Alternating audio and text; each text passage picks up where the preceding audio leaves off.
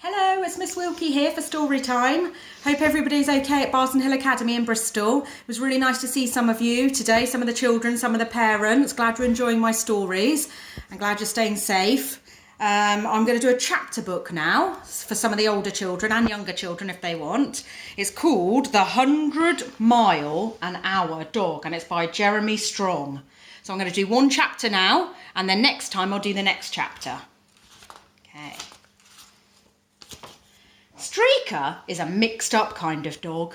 You can see from her thin body and powerful legs that she's got a lot of greyhound blood in her, along with quite a little bit of Ferrari and a large chunk of whirlwind. Nobody in our family likes walking her, and this is hardly surprising. Streaker can out-accelerate a torpedo. She can do 0 to 100 miles per hour in the blink of an eye. She's usually vanished over the far horizon long before you have time to yell, "Streaker!" Dad refuses to walk her point blank. "I've got a headache," is his usual excuse. Though how this stops him from walking, I really haven't got a clue. I've tried something similar once myself. "I've got front ache," I said. Mum gave me a chilly glare and handed me the dog lead. She'll do anything to get out of walking Streaker too. And that is how the whole thing started. I ended up having the craziest Easter holiday you can imagine.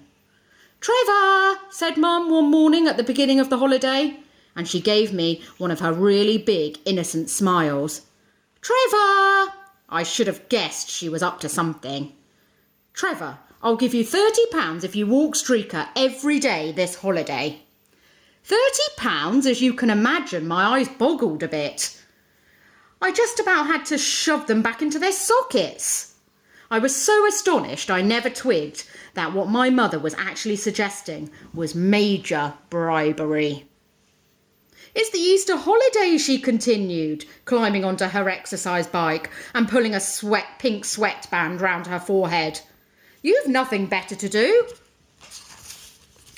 £30, I repeated.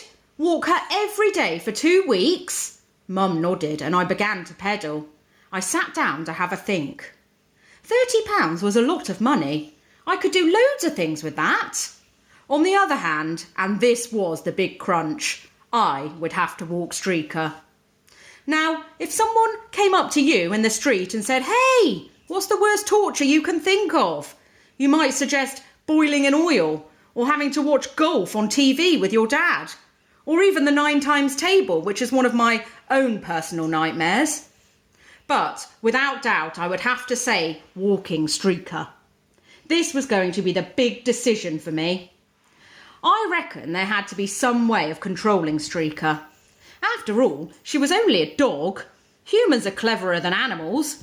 Humans have bigger brains. Humans rule the animal kingdom. I seem to remember that just as I was thinking this, Streaker came hurtling in from the kitchen and landed on my lap like a mini meteorite. We both crashed to the floor, where she sat on my chest looking very pleased with herself.